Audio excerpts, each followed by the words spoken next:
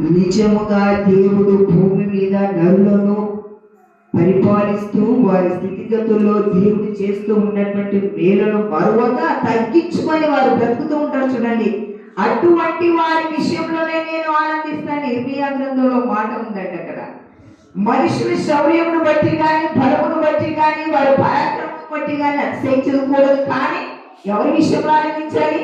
దేవుని విషయంలో మాత్రమే ఆనందించాలి. ఈ జ్ఞానంలో ఉన్నటువంటి ఆసక్తి గొప్పది.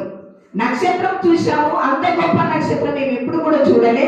అయితే ఆ నక్షత్రానికి సంబంధించినటువంటి ఆ వ్యక్తి దగ్గరికి మేము వెళ్ళాలి, ఆ వ్యక్తిని మేము చూడాలి. వారు ఆనందభరితులైనారు జ్ఞానులు.